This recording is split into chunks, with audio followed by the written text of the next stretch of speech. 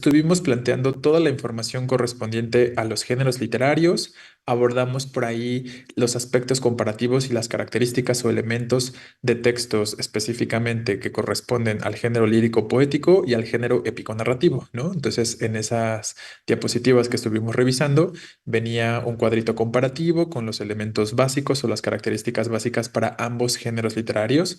Recuerden que dijimos que hay un tercer género literario que es el género dramático, que son básicamente las obras de teatro que incluyen las tragedias, las comedias y las tragicomedias, ¿no? Dijimos que ese lo íbamos a obviar o no lo íbamos a revisar porque finalmente en sus exámenes de el contexto de Ceneval específicamente, pues no hay un abordaje de esos textos, ¿no? Lo que se encuentran específicamente en sus exámenes es un texto poético, lírico poético y un texto narrativo, ¿no? Que mayormente tiende a ser un cuento específicamente. Y recordamos también que los otros que de repente se encuentran, pues son textos periodísticos, son textos académicos o son textos de pronto de un contexto más administrativo o más social, ¿no? Entonces, esos elementos son los que revisamos, los correspondientes a lo lírico poético y a lo épico narrativo. Hablamos también de las figuras literarias y pues por ahí establecimos algunas diferenciaciones entre todos estos elementos. Entonces terminamos todo el aspecto teórico de esto que les estoy comentando. Así que el día de hoy vamos a iniciar con un primer ejercicio, o bueno, nuestro ejercicio, digamos, correspondiente a la cuestión de los géneros literarios. Yo les voy a compartir la pantalla en este momento, pero también los invito y las invito a que entren a los grupos de Classroom en los que se encuentren de los seminarios específicamente y ahí encuentren también el archivo, ¿no? El archivo ya se los compartí en formato PDF. Junto con los ejercicios que hicimos de contexto de producción también el día viernes de la semana pasada, ya también se los estoy compartiendo ahí, ¿no? Entonces, en resumen, ahí ya tienen toda esta información. La información correspondiente entonces al aspecto del contexto de producción y el ejercicio que vamos a revisar o hacer ahorita. Entonces, yo se los comparto, pero también ustedes, para que sea un poquito más cómodo y que puedan ir avanzando a su ritmo, lo puedan ir revisando, ¿no? Entonces, son dos textos, es uno narrativo, justo, y uno evidentemente poético, porque finalmente se trata de que ahorita podamos identificar los elementos que estuvimos mencionando el día de ayer, ¿vale? Entonces les comparto la pantalla.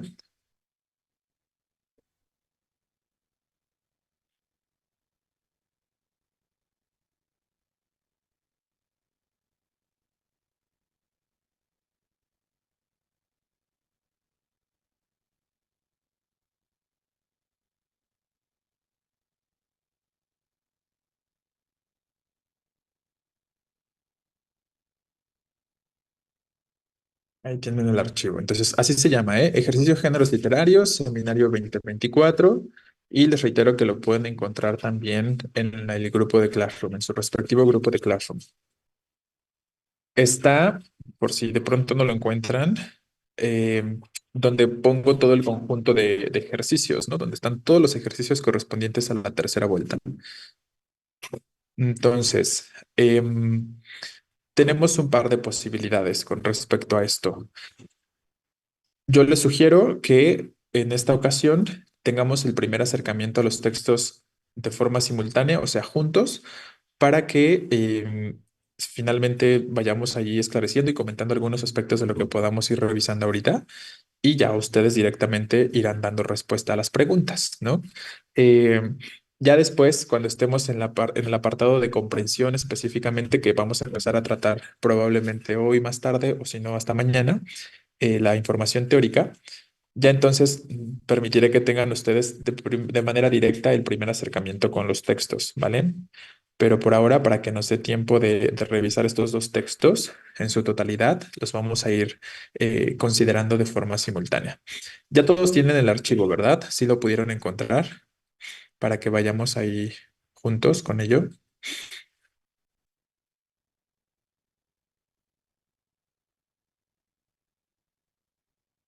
Ok, perfecto, bien. Entonces, el primero se llama La Noche de los Feos. Es un texto bien interesante. Ya me van a decir cuáles son sus consideraciones sobre ello. Eh, Sí, efectivamente, definitivamente no es un cuento o no es un texto de Ronaldo, de Cristiano Ronaldo. El autor es Mario Benedetti. Entonces dice, ambos somos feos, ni siquiera vulgarmente feos. Ella tiene un pómulo hundido desde los 8 años cuando le hicieron la operación. Mi asquerosa marca junto a la boca viene de una quemadura feroz ocurrida a comienzos de mi adolescencia. Tampoco puede decirse que tengamos ojos tiernos, esa suerte de faros de justificación por lo que a veces los horribles consiguen arrimarse a la belleza. No, de ningún modo.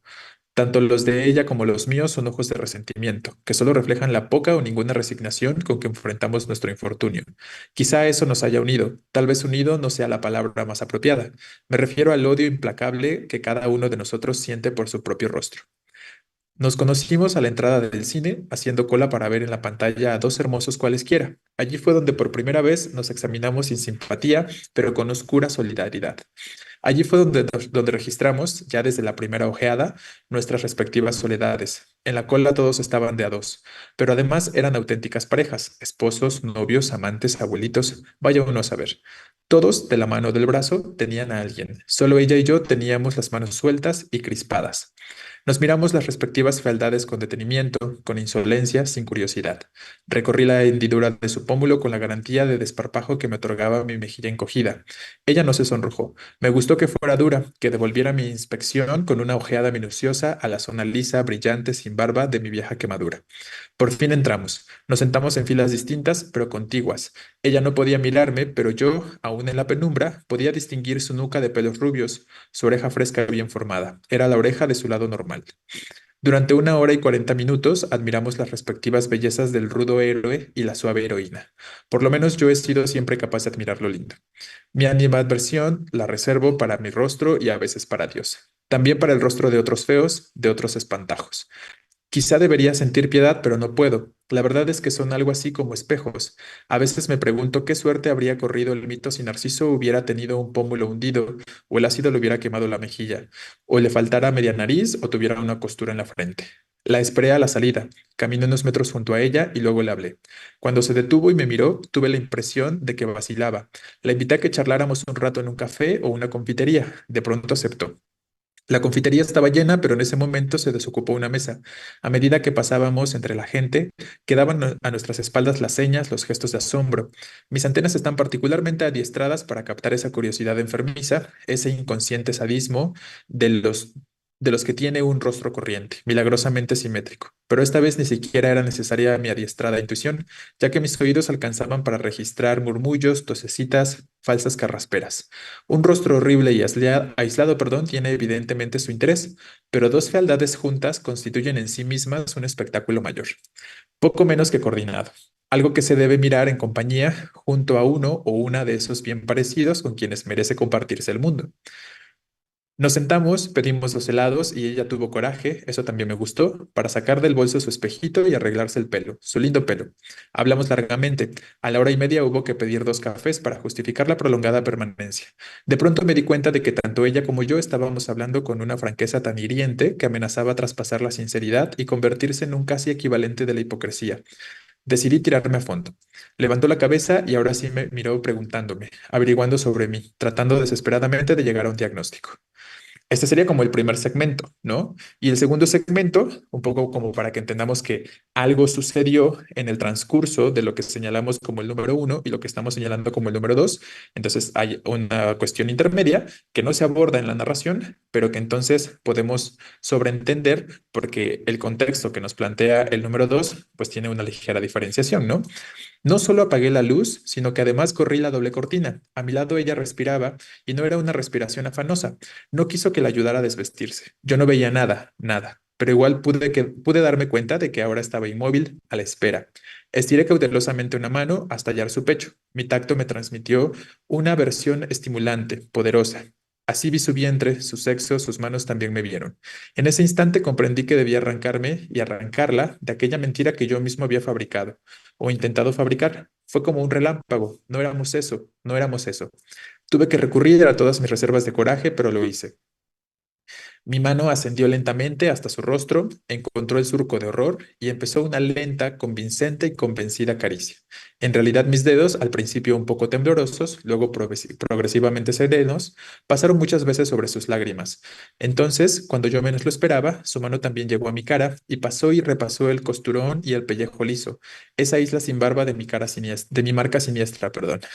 Lloramos hasta el alba, desgraciados, felices. Luego me levanté y descorrí la cortina doble. Entonces, este es el texto poético, no, perdón, este es el texto narrativo específicamente y tenemos una serie de preguntitas, ¿no? Ojo, ¿qué pasa con este texto? Está interesante, ¿no? Evidentemente, como el nombre nos lo dice, es el encuentro entre dos feos, ¿no? Este, ¿de qué nos habla entonces? Como de ¿cuál sería el tema que se centra, en el que se enfoca el textito de manera concreta? ¿Qué consideraríamos sobre este aspecto? Obviamente, el tema más generalizante sería la fealdad, ¿no? Pero no solo se trata como del aspecto de la fealdad o de la relación entre dos feos, eh, sino un poco nos deja ver como la percepción que existe por parte de la sociedad, o bueno, más bien la percepción que la gente que es poco agraciada considera o percibe de la sociedad que tiende a ser más simétrica, como nos dice el propio texto, ¿no? Entonces, un tanto pues, ¿qué sucede en su encuentro? Que finalmente se sienten de alguna forma aceptados, ¿no? Como esta idea de que un feo puede aceptar a otro feo específicamente y parece ser que, de acuerdo con lo que el texto nos plantea, pues es la única forma en la que se puede llegar a sentir cierta aceptación por parte de una sociedad que juzga o que mira de forma negativa el aspecto físico de otras personas, ¿no? Entonces, ahí a grandes rasgos son como algunos aspectos que podríamos mencionar o comentar con respecto al cuentito. Este cuento en particular no tiene básicamente ningún aspecto inesperado, como a lo mejor hemos leído en otros cuentitos, como en el del continuidad de los parques, o como en Narciso, o como en Un afeitado finísimo, que son los que puedo recordar ahorita que plantean de pronto un final poco esperado, ¿no? O que no esperaríamos. Pero sigue siendo un cuento que finalmente guarda ciertas características en cuanto a lo que el examen Ceneval tiende a plantear o aplicar, ¿no? Un cuento que finalmente pretende alguna forma de introspección, que pretende alguna forma de análisis y definitivamente es algo que podemos identificar en este textito, ¿no? Entonces, bueno, vamos a ir revisando las preguntas y todas estas preguntitas tienen que ver con aspectos que ya hemos mencionado en cuanto a las características de los textos narrativos en este caso y también retoman algunos aspectos que ya hemos revisado en otro momento de forma previa. El número uno dice, el tipo de discurso que predomina en la lectura, ¿cuál sería?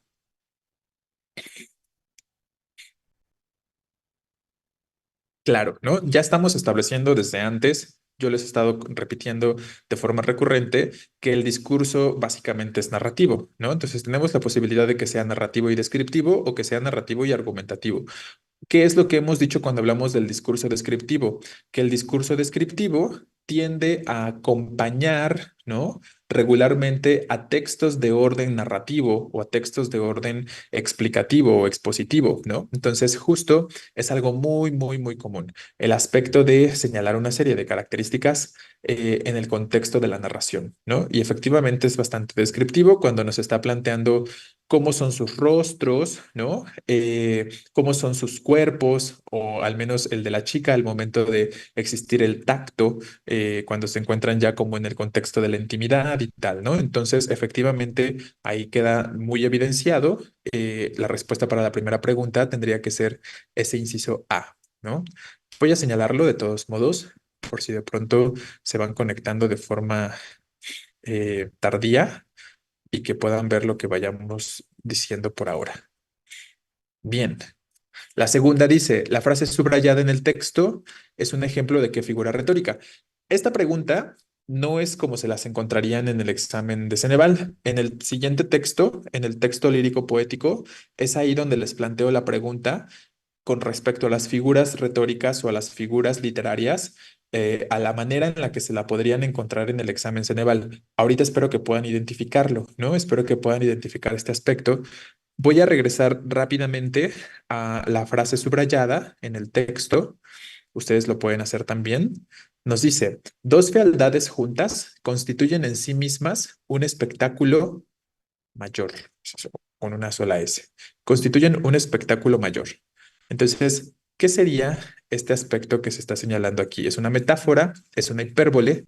¿O es una personificación?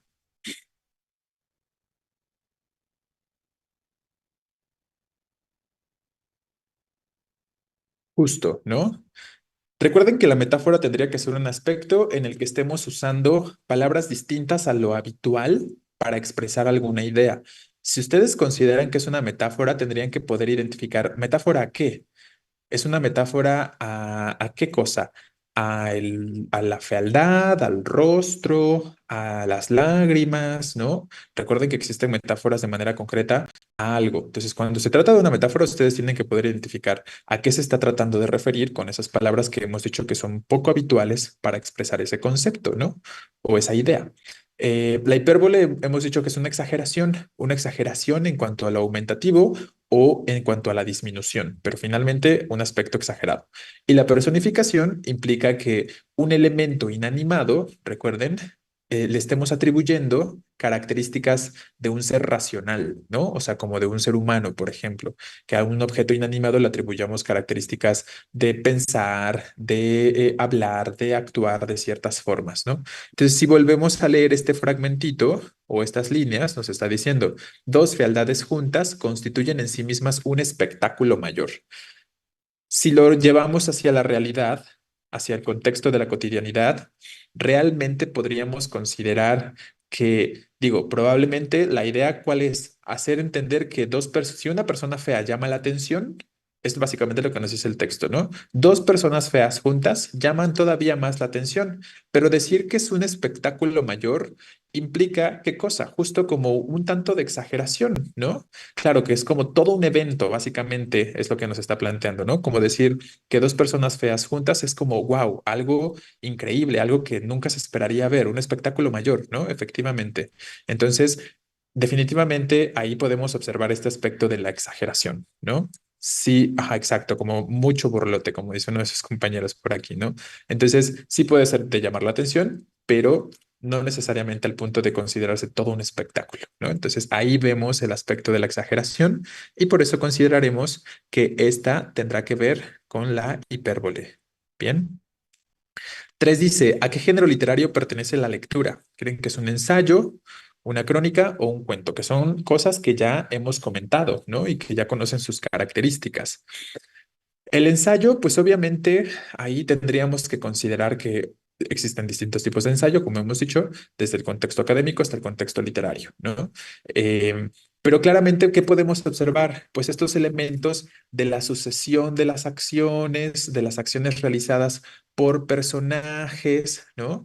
De los aspectos finalmente referidos en cuanto a que existe una voz que nos habla desde su punto de vista de lo que está sucediendo, de lo que está sucediendo en el argumento, nos está contando la acción o la historia de forma concreta. Entonces, claro, podemos identificar todos los elementos que mencionamos o que marcamos dentro de las características de un discurso narrativo. Y dentro de los textos que llegamos a plantear en el discurso narrativo, pues se encuentra justo el cuento, ¿no? Y el cuento justo es lo que corresponde a este fragmentito. De hecho, la siguiente pregunta, y eso es algo que sucede bastante en sus exámenes de Ceneval, ¿no?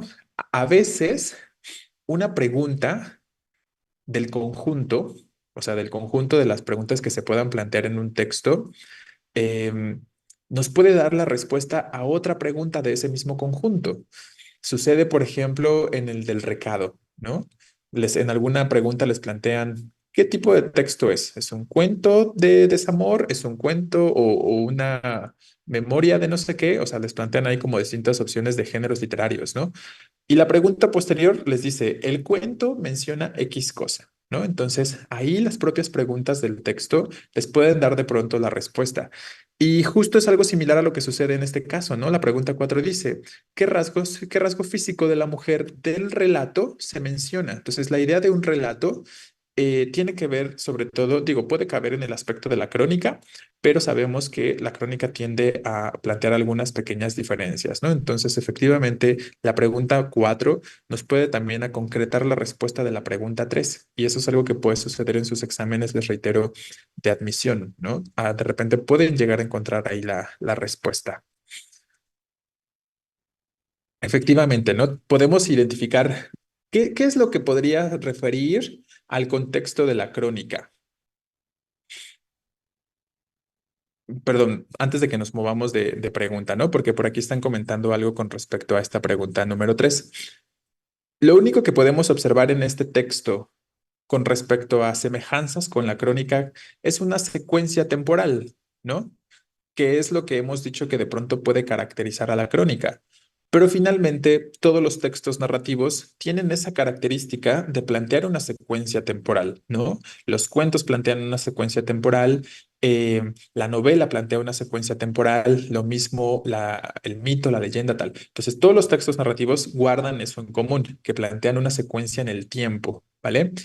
Pero efectivamente, de pronto en la crónica no tenemos estos aspectos como de desarrollar personajes y sus características y tal. Lo que de pronto en la crónica llega a establecerse es más bien algún referente de quién participa de algunas acciones, pero no nos enfocamos de manera específica en la crónica a los personajes, sino más bien a los eventos, ¿no? De forma concreta, más a las acciones que a los personajes, digamos. Entonces, igual, claro el detalle tiende más a lo minucioso y tal, ¿no? Entonces, estos son algunos aspectos que podríamos de pronto considerar como diferencias, ¿no? Diferencias entre estos dos subgéneros de lo épico narrativo específicamente, ¿vale? Voy a borrar estos tres elementos que ya tenemos marcados para que podamos ver todas las opciones de respuesta de la pregunta número 4, que nos dice, ¿qué rasgo físico de la mujer del relato no se menciona?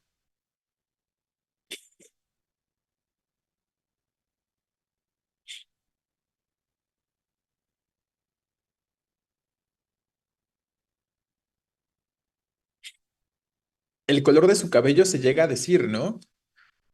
Cuando nos dice que cuando están dentro del cine, y recuerden que desde atrás, él está viéndola, ¿no? ¿Y que alcanza a ver? Sus pelos rubios, nos dice por ahí, ¿no? Si mal no recuerdo. Entonces, eso sucede específicamente cuando, ajá, su nuca, acá está, ¿no? Ella no podía mirarme, pero yo, aún en la penumbra, podía distinguir su nuca de pelos rubios, ¿no? Entonces, ahí tenemos el referente. Y estos son el tipo de preguntas que tienen que ver, recuerden, con identificar una respuesta de forma textual, ¿no? Para este tipo de preguntitas es cuando tenemos que rastrear en el texto o en el poema, en todo caso, para poder identificar una respuesta concreta, que en su contexto de Ceneval, pues ya saben que ahí muchas veces lo que sucede en ese tipo de preguntas es que les ponen espacios en blanco, ¿no? Y cuando hay espacios en blanco, básicamente se trata de que ustedes rastreen la respuesta en el texto de forma muy puntual, de forma muy literal, ¿vale? Entonces, también eso es importante a mencionar y que lo vamos a estar retomando en un ratito más o les digo para el día de mañana cuando nos dé tiempo de empezar con los aspectos de comprensión pues vamos a estar mencionando, recordando estos aspectos, ¿no? De cómo hay distintos niveles de lectura, que podríamos establecer una lectura literal y una lectura más analítica, ¿no? Entonces, la lectura literal implica, pues, respuestas más literales a las preguntas, que les reitero, son la mayoría de las preguntas a los textos que ustedes encuentran en su examen, son de respuestas más literales. Y en el contexto de lo analítico, de una lectura analítica, pues es cuando tienen que hacer inferencias, cuando tienen que generar ustedes consecuencias de algunas cosas que les plantean en los textos, ¿no? Entonces, para ese tipo de preguntitas es cuando viene el nivel analítico de lectura, que llegamos a una respuesta que no se menciona de forma evidente en el texto, pero que lo podemos suponer o lo podemos deducir, ¿no? Y de hecho, ahorita nos vamos a encontrar con una pregunta en ese sentido. Bien, entonces, ya eliminamos la posibilidad del inciso A. ¿Qué no se menciona entonces? ¿La tonalidad de la piel o el color de los ojos?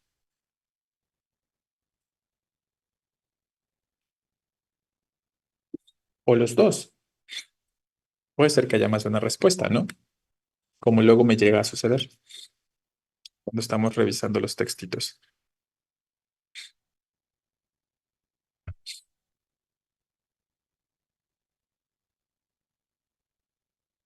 Ah, no les estoy compartiendo la pantalla. Me acabo de dar cuenta, perdón, que está en pausa. Ahí está, ¿no?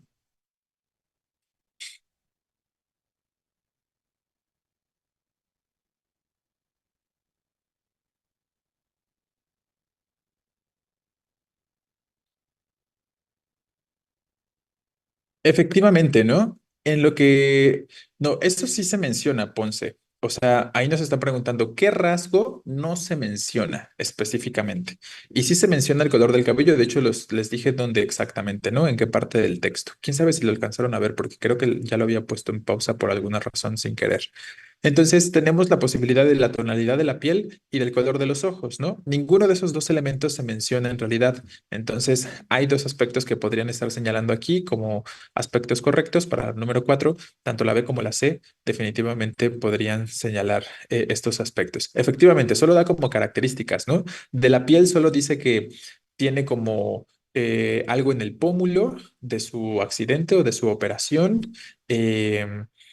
De la cuestión, por ejemplo, del hombre, pues se mencionan como aspectos de la piel lisa por la quemadura y tal, ¿no? Pero bueno, específicamente nos preguntan por el físico de la mujer. Y el color de los ojos tampoco, ¿no? Porque lo que se menciona sobre los ojos es más bien como esa mirada como de resentimiento, nos dice, pero no el color. Entonces, claro, ahí podríamos plantear tanto B como C para esta número 4, ¿vale? 5, que dice, ¿qué tipo de persona es quien narra la historia anterior? Que tiene que ver con lo que ya hemos mencionado, tanto con aspectos de los tipos de personajes como los tipos de narradores, ¿no? Y es muy obvio, ¿no? Es muy evidente. Claro, efectivamente estamos hablando de que la respuesta tendría que ser ese inciso A, el protagonista, ¿no? El feo. Este, Ojo, si de pronto necesitamos establecer un poco de información sobre los elementos extra que tenemos aquí, porque hemos hablado enfocándonos sobre todo al protagonista y hemos dicho características sobre él, pero probablemente nos falta un poco de información para considerar o identificar a un personaje testigo y a un personaje incidental, ¿no? Entonces podemos agregar en este momento alguna idea al respecto. Se los voy a escribir por aquí al ladito para que lo podamos ahí tener en mente. Entonces, vamos a decir lo siguiente sobre el personaje testigo. ¿Qué creen que suceda con un personaje testigo? Es decir, pues ya tenemos alguna idea con el referente del narrador testigo, ¿no? Es un personaje que simplemente observa lo sucedido, que no fue partícipe de la acción, pero lo vio, ¿no? Específicamente.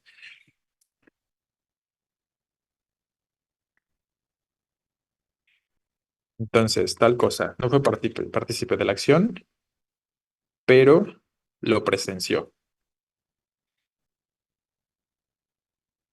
Efectivamente, lo presenció y eso que nos pueda decir, pues simplemente está limitado, ¿no?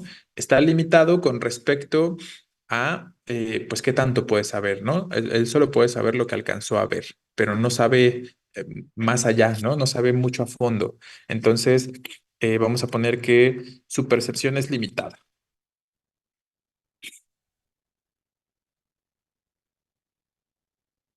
Y el personaje incidental se refiere a un personaje que si pensáramos en una jerarquización de los personajes, tendríamos personajes principales, personajes secundarios y personajes después incidentales, ¿no? Digamos que los personajes incidentales son menos frecuentes entonces dentro de la narración que un personaje secundario. Entonces los personajes incidentales solo llegan a aparecer en ciertas escenas o en ciertas acciones y su relevancia es menor, ¿no? O a veces ni siquiera aparecen los personajes incidentales. Exacto, es un personaje que aparece muy brevemente o es un personaje que se puede mencionar y alguna importancia puede tener, pero nunca aparece, ¿no? Entonces, eso podría ser también un personaje incidental. Em, no participan de forma recurrente en la acción más que de manera, ¿qué palabra podemos usar aquí? Más que de manera ocasional. O pueden ser mencionados,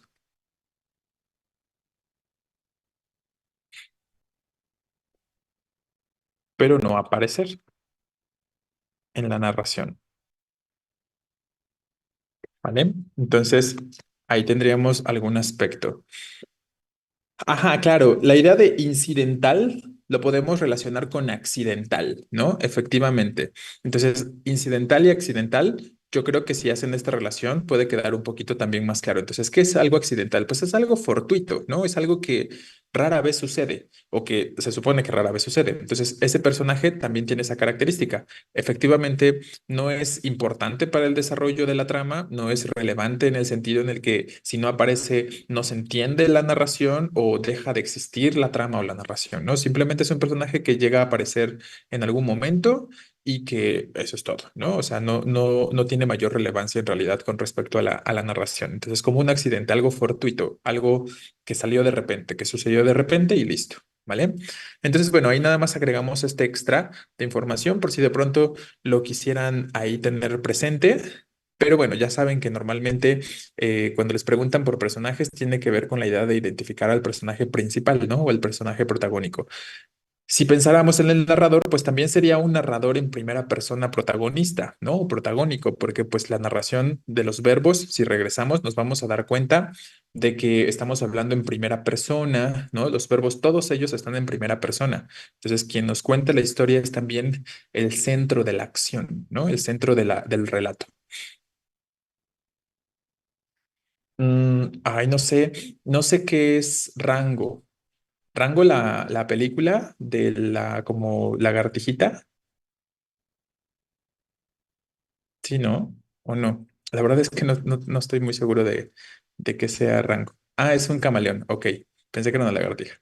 Este, pues digo, no recuerdo exactamente cuál es la función de las lechuzas, pero si tú puedes identificar en ese contexto la idea de que simplemente presencian las acciones, pero tienen una percepción limitada, o sea, no pueden hablarnos de absolutamente todo lo que sucedió porque no saben exactamente qué estaban pensando los personajes y qué estaban sintiendo, definitivamente podría funcionar. La verdad es que no lo tengo presente en este momento y no podría decirte con certeza, ¿vale?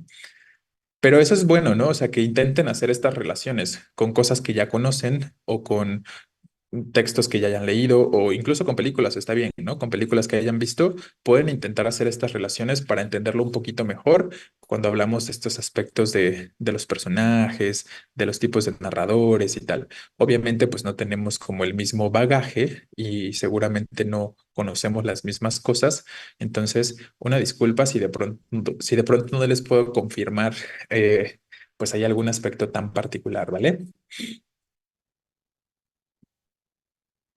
Este no es el testigo y es el principal debido a su función en la historia. Efectivamente, Hernández, ¿no? Por aquí dice, pregunta uno de sus compañeros si no podría ser el desierto un personaje testigo. Es testigo en el nivel en el que, claro, él está presenciando todo lo que Elena vive, ¿no? En su travesía en el desierto, o todo lo que los migrantes viven en su travesía en el desierto. Entonces, desde ahí entiendo que de pronto podamos pensar en este referente o hacer esta relación con el personaje del desierto, ¿no? Que podría ser de pronto un testigo. Pero recuerden lo que dijimos, el personaje testigo solo observa y no interviene en la narración y no interviene en la acción central, ¿no? Y él sí interviene, ¿no se acuerdan? Interviene cuando cubre los cuerpos con su arena, cuando se despide de Elena acariciándola con un viento que también lleva arena específicamente, o cuando hace que su pie se hunda en la arena para que baje la vista y observe que hay un auto cerca que podría ayudarla, ¿no? Entonces, esa podría ser, perdón, una diferencia o un aspecto central por el que podríamos plantear que el desierto, en ese cuento del desierto, no es simplemente un testigo, ¿no? Sino que es un personaje relevante. En este caso ya hemos dicho que es el personaje principal porque pues es que no es que yo considere, es que es lo que es un hecho, ¿no? Uno de sus compañeros me pregunta que si yo considero que el desierto es un personaje principal. En efecto lo es el protagonista, de hecho, ¿no? No es como simplemente mi consideración, ¿no? Es lo que de forma clara o de forma evidente, el autor, o más bien es mujer, creo, ¿no? La autora de ese cuento intenta establecer, ¿no? Lo quiere establecer de esa forma y hay muchos aspectos que nos señalan tal cosa, como ya les he dicho, ¿no? El hecho de que actúe y de que no solamente sea un escenario, el hecho de que sí se involucre en la acción central, porque si fuera testigo, les digo, ¿no? Nada más observaría, pero él actúa dentro de la acción central, de estas formas en las que les acabo de comentar. Y aparte, el título se lleva el nombre del desierto, entonces hay varios elementos que nos indican que no nada más es un personaje, sino que aparte es el personaje principal de la narración, de ese cuento específicamente. ¿Vale? Justo, ¿no? Nos dice por aquí su compañero, si no existiera el desierto en la narración, no existiría la historia. Si el desierto no existiera, entonces la gente no tendría, las personas que lo cruzan, no tendrían que experimentar o esa vivencia, ¿no? O no tendrían que sobrevivir a ese trayecto. Entonces, en ese sentido, el desierto podemos considerar que es el personaje principal. Recuerden que es lo que mencionamos en su momento, si no me equivoco, el día domingo, ¿no? Ayer con respecto a los personajes principales, ¿no? Dijimos, son personajes que si no estuvieran en la narración, simplemente la narración deja de tener sentido, el argumento no existiría, ¿vale? Efectivamente, todo gira en torno a este elemento. Justo, efectivamente, chicos. Bien, entonces ahí tendríamos este recordatorio nada más, ¿vale? Pasemos a la pregunta número 6, que dice, ¿qué se puede inferir del texto anterior? Entonces, ya recuerden, cuando la pregunta tiene que ver con inferencias, lo que tenemos que hacer de manera concreta es pensar en no algo que nos dice de forma evidente el texto, sino en algo que podemos sobreentender con la información que el texto nos plantea. En lo que ustedes lo piensan, déjenme voy a conectar la computadora.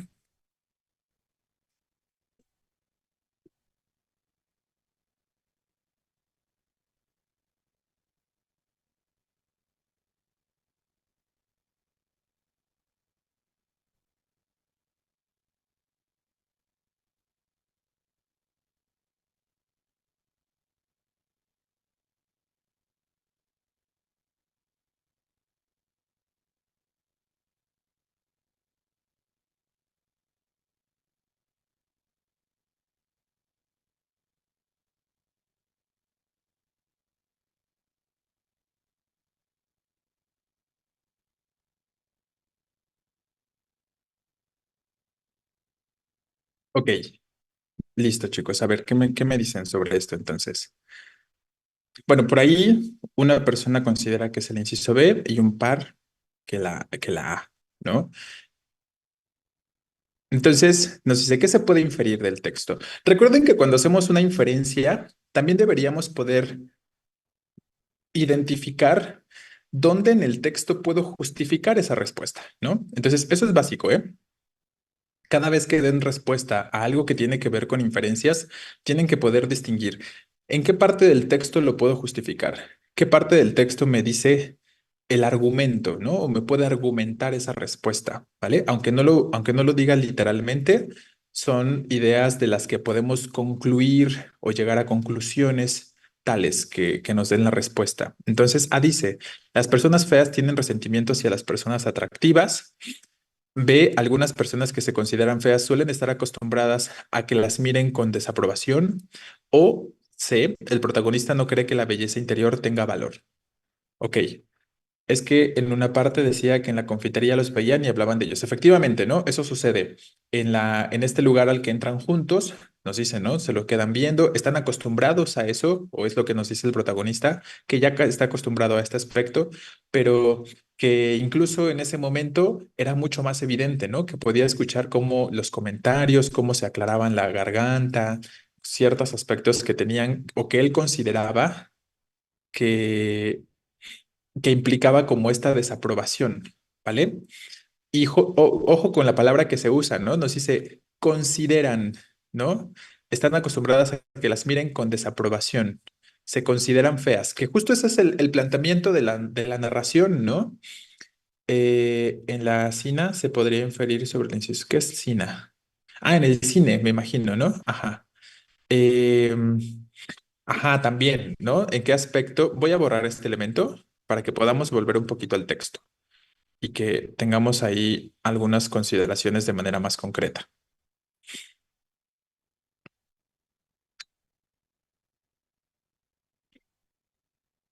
Pero vean, ¿eh?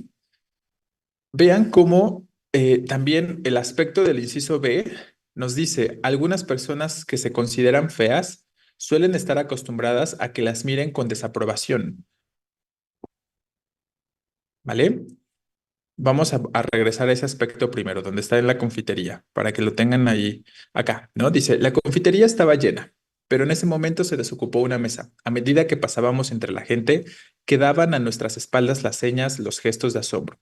Mis antenas están particularmente adiestradas para captar esa curiosidad enfermiza, ese inconsciente sadismo de los que tienen un rostro corriente milagrosamente simétrico. Pero esta vez ni siquiera era necesaria mi adiestrada intuición, ya que mis oídos alcanzaban para registrar murmullos, perdón, tosecitas, falsas carrasperas. Un rostro horrible y aislado tiene evidentemente su interés, y es donde nos dice que dos generan un espectáculo mayor, ¿no? Poco menos que coordinado, algo que se debe mirar en compañía junto a uno o una de esos bien parecidos con quienes merecen compartirse el mundo. Entonces, ojo, ¿eh? ¿Ustedes creen que esto es una inferencia? Lo que el inciso B nos plantea es entonces una suposición. ¿No les parece que el texto lo dice de forma bastante concreta? Cuando dice, se consideran feas, ¿no? Eso ya es un hecho. Suelen estar acostumbradas a que las miren con desaprobación. Pues finalmente, toda la descripción que se hace en ese párrafo tiene que ver con este aspecto, ¿no? El propio protagonista, perdón, nos plantea esta cuestión de que está acostumbrado a la desaprobación, o sea, no usa la palabra exactamente desaprobación, pero usa otras palabras que funcionan como sinónimos o como referentes a estos aspectos, ¿no? Gestos de asombro, las señas. El inconsciente sadismo, ¿no? Ese sadismo específicamente inconsciente que nos dice. Entonces, todos estos elementos, no se dice la palabra exactamente, se me olvidó cuál es, desaprobación, pero es muy literal en realidad, ¿no? Y se menciona de forma muy recurrente y muy presente en el textito, como para poder considerar. Entonces, recuerden, cuando se habla de inferencias, es algo que no podemos identificar en el texto de forma clara, no podemos identificarlo en el texto de forma evidente, sino que más bien construimos algunas ideas con base en lo que el texto nos dice. Y esto sí tiene que ver con algunos aspectos que de manera muy marcada sí se mencionan en el texto, este inciso B, de manera concreta, ¿vale? Entonces, más bien, ese lo podríamos eliminar desde el principio con mucha mayor facilidad que las otras opciones de respuesta. Entonces, nos quedaríamos con A y con C. Las personas feas tienen resentimiento hacia las personas atractivas. Por ahí lo comentaban uno de sus compañeros, que tendría que ver en el contexto del cine, ¿no? Vamos a ese fragmentito. Nos conocimos a la entrada del cine, haciendo cola para ver en la pantalla a dos hermosos cualesquiera. Allí fue donde por primera vez nos examinamos sin simpatía, pero con oscura solidaridad. Allí fue donde registramos ya desde la primera ojeada nuestras respectivas soledades. En la cola todos estaban de a dos, pero además eran auténticas parejas, tal, tal, tal. Todos de la mano del brazo tenían a alguien, solo ella y yo teníamos las manos sueltas y crispadas. Nos miramos las respectivas fealdades con detenimiento, con insolencia, sin curiosidad. Recorrí la hendidura de su pómulo con la garantía de desparpajo que me otorgaba mi mejilla encogida. Ella no se sonrojó, me gustó que fuera dura, que devolviera mi inspección con una ojeada minuciosa a la zona lisa, brillante, sin barba, de mi vieja quemadura, ¿no? Entonces, bueno, tenemos varios elementos, pero digo, idealmente si tienen como un referente, hay que señalar, ¿no? Como en el párrafo tal, ¿no? Si quieren como revisar algún aspecto específico. Pero ¿qué piensan entonces, no? ¿Sería ese aspecto del inciso A, las personas feas tienen resentimiento hacia las personas atractivas? O nos queda la otra opción, ¿no? El protagonista no cree que la belleza interior tenga valor. ¿Se habla en algún punto de la belleza interior? tenemos este referente a la belleza interior, traten de hacer memoria o de recordar lo que leyeron. ¿O qué nos podría, de lo que se menciona en el texto, referir a la belleza interior?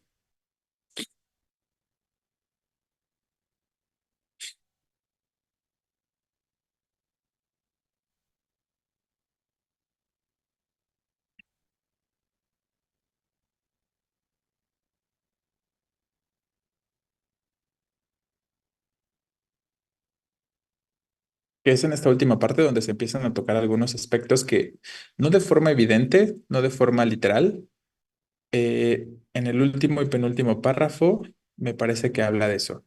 Ajá, ¿no? Ojo, vamos a leer este fragmentito desde acá. En ese instante comprendí que debía arrancarme y arrancarla de aquella mentira que yo mismo había fabricado. ¿Cuál es la mentira que creen que él fabricó? ¿A qué se referirá eso?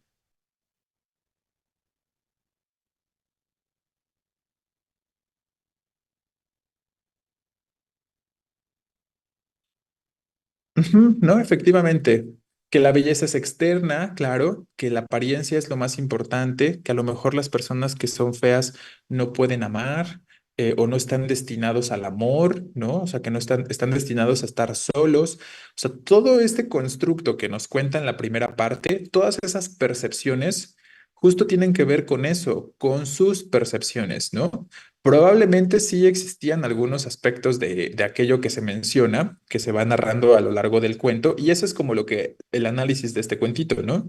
Finalmente se da cuenta o intenta no sé, como volverse consciente de que muchas de las cosas que seguramente él percibe están solo en su cabeza, ¿no? Que efectivamente solo se tratan de una percepción y que es más bien él quien se juzga de forma tan dura, ¿no? Es él quien específicamente es como su mayor crítico, por decirlo de alguna forma, ¿no? Y quien más lo juzga, porque finalmente todo tiene que ver con su percepción. Si se dan cuenta, en realidad en el texto nunca se reproduce algo que alguien más le haya dicho directamente, ¿no? Nunca hay un referente o un diálogo de algún personaje normal, digamos, que le diga algo de forma directa, como para poder reforzar esta idea específica, ¿no? Entonces, justo desde ahí, ¿no? Cuando nos dice ahí, en ese instante comprendí que debía arrancarme y arrancarla de aquella mentira que yo mismo había fabricado, ¿no? O sea, como separarse y separar a ella de esta idea de que son feos, ¿no? Y que como feos no pueden estar con nadie más o no pueden enamorarse. O intentado fabricar. Fue como un relámpago. No éramos eso, no éramos eso, nos dice ahí otra vez, ¿no? De forma repetitiva. No éramos eso, esa cosa fea que yo intenté generar o crear esta idea. Tuve que recurrir a todas mis reservas de coraje, pero lo hice. Mi mano ascendió lentamente hasta su rostro, encontró el surco de horror y empezó una lenta, convincente y convencida caricia. En realidad mis dedos, al principio un poco temblorosos, luego progresivamente serenos, pasaron muchas veces sobre sus lágrimas. ¿Por qué lloraba la chica? Pues porque seguramente también ella estaba generando esta idea. Así como él tenía la idea de que todos los demás la percibían de esa forma, pero seguramente era más su propia percepción, ¿no? Su autopercepción. Entonces, cuando yo menos lo esperaba, su mano también llegó a mi cara y pasó y repasó el costurón, perdón, y el pellejo liso. Esa isla sin barba de mi marca siniestra, la de quemadura que menciona. Lloramos hasta el alba, desgraciados, felices. ¿Por qué desgraciados, pero también felices? Desgraciados porque están en una realidad un tanto, a lo mejor, distorsionada en la que nadie los acepta o ellos lo consideran así, ¿no? Esa sería como su parte desgraciada. Consideran que nadie los acepta, que todos los critican y demás, ¿no? Pero felices porque al fin probablemente sienten que encuentran a alguien más con quien pueden identificarse, ¿no? A otra persona con la que pueden estar y sentirse acompañados, ¿no? Luego me levanté y descorrí la cortina doble, ¿vale? Entonces, ya hemos revisado algunos segmentitos que consideramos importantes para la resolución de esta pregunta. ¿Cuál sería el aspecto entonces? Entonces, ¿de verdad creemos que la belleza interior no tiene valor? Porque al final, ¿de qué se enamoran el uno del otro? ¿Se enamoran de su aspecto físico cuando los dos están considerando que son muy feos?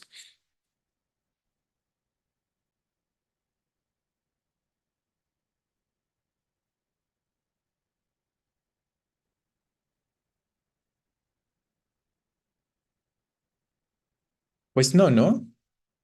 Claro, se enamoran justo de eso, de la belleza interior, ¿vale? Entonces, no podemos asegurar, al menos hasta la parte final del cuento, que el protagonista no crea realmente en la belleza interior o no crea en el valor de la belleza interior, porque es de eso de lo que se enamora el uno del otro, es eso lo que termina aceptando el uno del otro. Efectivamente, ¿no? Por lo que nos cuenta en la parte final, sí tiene valor. Para ellos termina teniendo un valor, ¿no? Entonces sí es irrelevante o importante este aspecto. Entonces ya incluso por descarte podríamos eliminar esta opción de respuesta, el inciso C, y entonces tendríamos que elegir como respuesta el inciso A, ¿no? Las personas feas tienen resentimiento a las personas, hacia las personas atractivas. Y lo podemos notar por las expresiones sobre todo, ¿no? Cuando nos dice esas, ¿cómo dice? Atractivos cualesquiera, ¿no? O sea, como cualquier otra persona atractiva.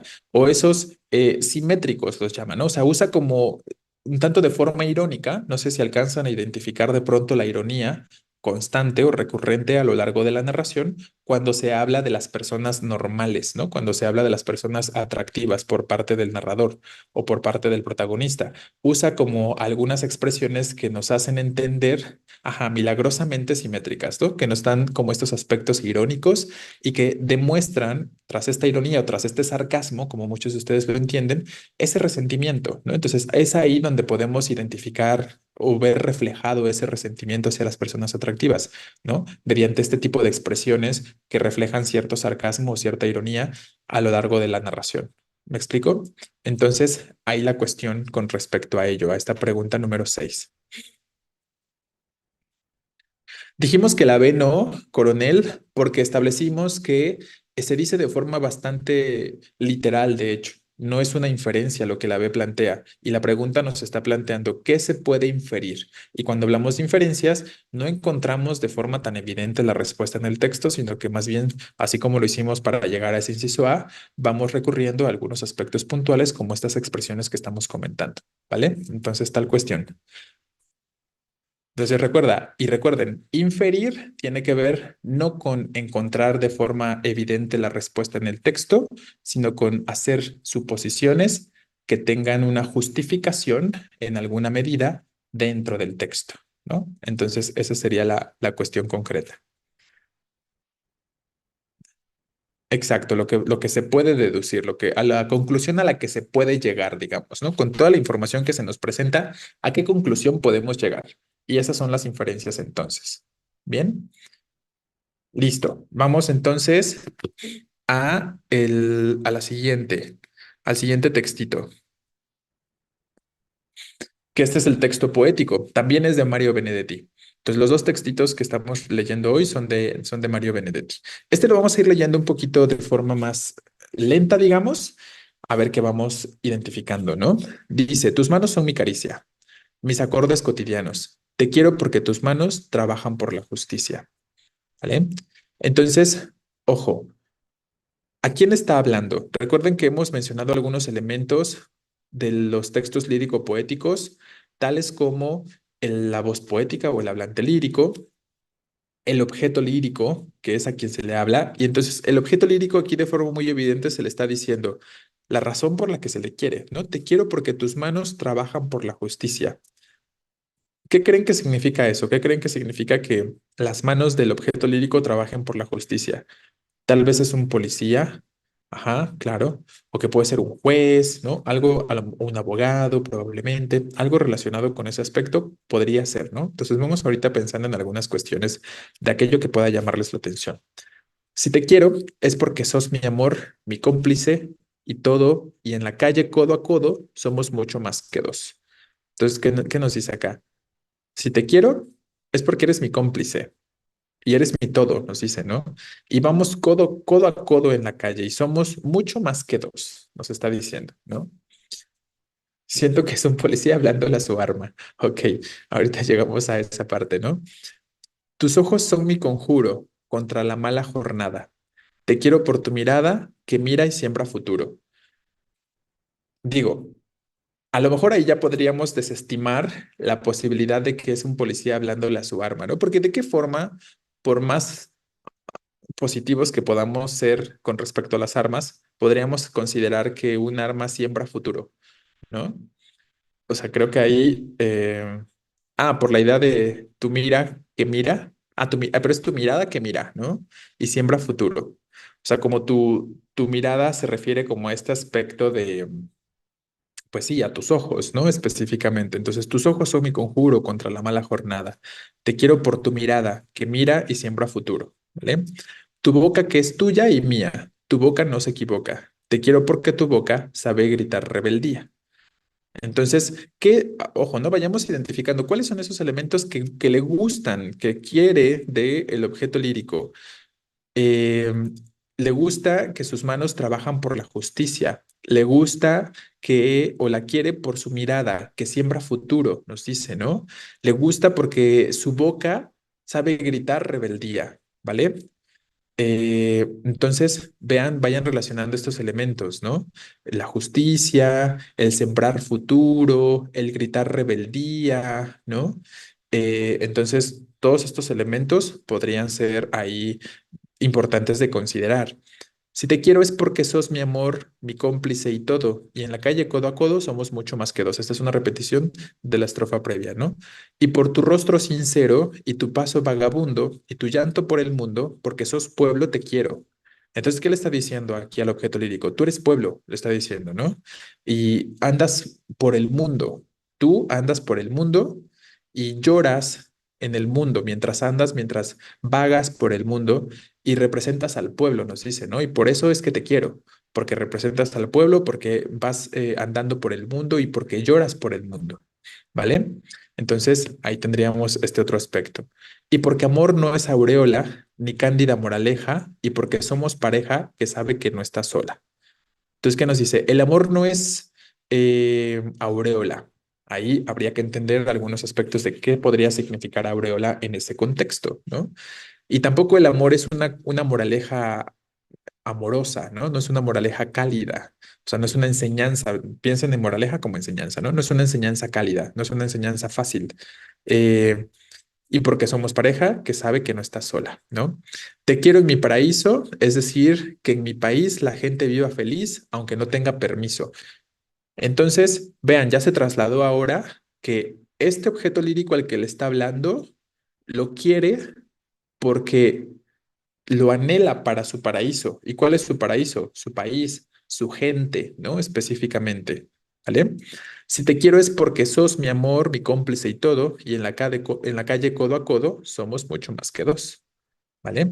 Entonces, ahí tendríamos varios aspectos y recuerden lo que les he comentado. En un principio, a lo mejor ustedes pueden leer el texto nada más como pista, digamos, ¿no?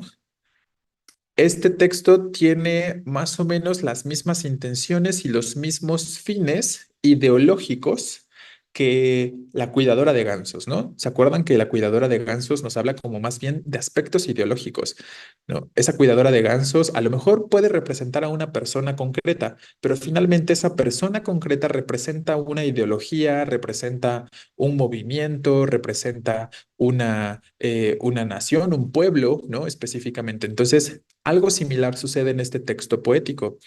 Y por eso también decidí ponérselos, ¿no? Porque tiene como estas características en las que de pronto puede parecer que le estamos hablando a una persona, y eso es algo muy recurrente, que a veces pues nada más llegan a pensar que, pues es para alguien, ¿no? Pero recuerden lo que les he dicho, el objeto lírico puede ser una idea, puede ser un concepto, el objeto lírico puede ser un objeto, puede ser cualquier cosa en realidad, ¿no? No necesariamente el objeto lírico tiene que ser una persona. Entonces, bueno, una vez que han hecho la lectura y que vayan generando por ahí de pronto en un primer instante algunas ideas, recuerden que las propias preguntas y opciones de respuesta nos van delimitando, ¿no? Nos van limitando o diciendo por dónde ir en cuanto a la interpretación, ¿no? Efectivamente, entonces, de acuerdo a la lógica del texto y lo que vamos entendiendo, hay aspectos que evidentemente no pueden ser porque no tienen relación con lo que se está diciendo. Y también hay algunas opciones que nos van guiando y nos van permitiendo generar ahí algunas situaciones que van esclareciendo el texto poético, ¿no? Entonces vamos a ver la primera pregunta que nos dice, ¿qué se puede interpretar del objeto lírico en los versos marcados con el número, que ahí era, me faltó el número, perdón, tendría que ser con el número uno, ¿vale? Entonces, ¿qué se puede interpretar del objeto lírico en los versos marcados con el número uno? Que nos dice Ana acá, te quiero por tu mirada, que mira y siembra futuro. Recuerden, ¿quién es el objeto lírico? Dijimos. Ahí tendríamos que recordar qué cosa es el objeto lírico.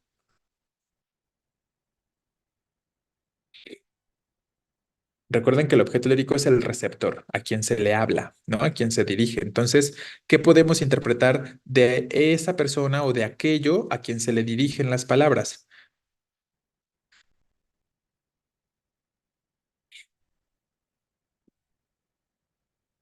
Ajá, el destinatario, ¿no?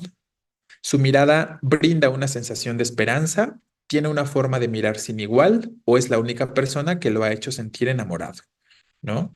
Entonces, ojo, si en algún punto algunos de ustedes están considerando la cuestión de la persona enamorada, ok, está bien, ¿no?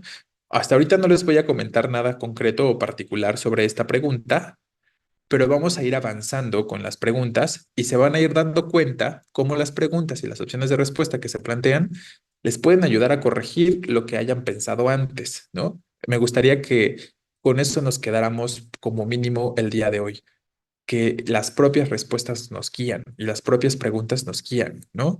Entonces, bueno, no vamos a definir todavía la respuesta para esta pregunta, vamos a seguir avanzando y después se van a ir dando cuenta de cuál sería la respuesta de forma mucho más concreta. Entonces, bueno, por ahí están entre el inciso A, su mirada brinda una sensación de esperanza, o C, es la única persona que lo ha hecho sentir enamorado, ¿vale? Ok. Dos dice, ¿qué sentimiento permea los versos del poema? ¿Se acuerdan? Eso es lo que planteamos como el temple del ánimo. Y dijimos que el temple del ánimo es justo esta emoción o ese sentimiento que el autor espera expresar y que espera que el lector identifique dentro de la narración o en este caso del texto poético, ¿no? Entonces tenemos admiración, compromiso o pasión, ¿vale? La idea de la admiración tiene que ver con pues este aspecto de reconocer la grandeza de alguien o de algo, claro, como idolatrar podría funcionar como un sinónimo, ¿no? Pero sobre todo este aspecto de reconocimiento de la importancia o de la grandeza. Entonces ahí ustedes tendrían que considerar ese aspecto. Compromiso. El compromiso implicaría que, no sé, en algún contexto le estuviera diciendo como, yo voy a estar contigo siempre y voy a estar contigo sin importar nada, ¿no? A ti, objeto lírico. Y luego la pasión, que ojo, yo sé que la pasión, el significado de la palabra pasión tiende a tener como una concepción muy limitada, porque cuando ustedes escuchan la palabra pasión, creo que normalmente piensan como en este aspecto corpóreo, ¿no? Como carnal específicamente. Entonces, ya hemos hablado de cómo, por ejemplo, los poemas de San Juan implican cierta pasión, pero es una pasión más bien divina, ¿no? Es una pasión más bien religiosa. Entonces, eliminan un poquito de su cabeza esta idea de que la pasión es algo meramente carnal o corpóreo, pero la pasión también simplemente cuando estamos apasionados o somos apasionados por algo es porque estamos eligiendo hacer algo y lo hacemos con gusto, lo hacemos con agrado, ¿no? Piensen en otros contextos de la palabra pasión.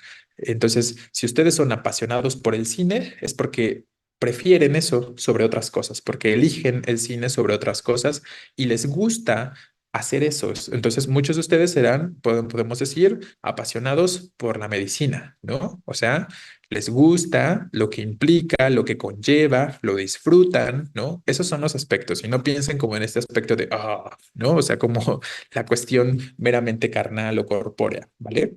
Entonces, pensemos en estas posibilidades. Ahí efectivamente lo que permea es la pasión, ¿no? La pasión como la idea del reconocimiento y del reconocimiento como lo importante que es ese objeto lírico, porque nos dice, te elijo a ti, no de forma indirecta, pero nos dice, ¿no? Te elijo a ti, quiero estar contigo, quiero que estés en mi pueblo, quiero que estés en mi paraíso, ¿no?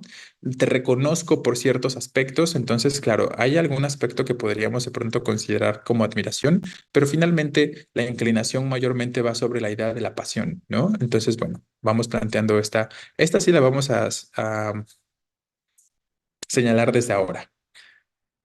Tres dice, ¿en qué se centra el texto poético? En el sentimiento de lucha contra las injusticias, el amor que surge desde la colectividad o las razones por las que la voz poética quiere a su pareja. Y esta pregunta, la respuesta que elijamos aquí, nos permite también reafirmar la respuesta que podamos elegir para la primera pregunta. Entonces, para todos aquellos que piensan que tiene que ver con la pareja, ¿dónde queda la pareja? En los versos últimos. O sea, es decir, se usa la palabra pareja, claro, ¿no? En varias ocasiones a lo largo del texto poético. Pero ¿no les parece que conforme vamos avanzando en los versos, cada vez se aleja más de la idea de que pueda ser una persona el objeto lírico?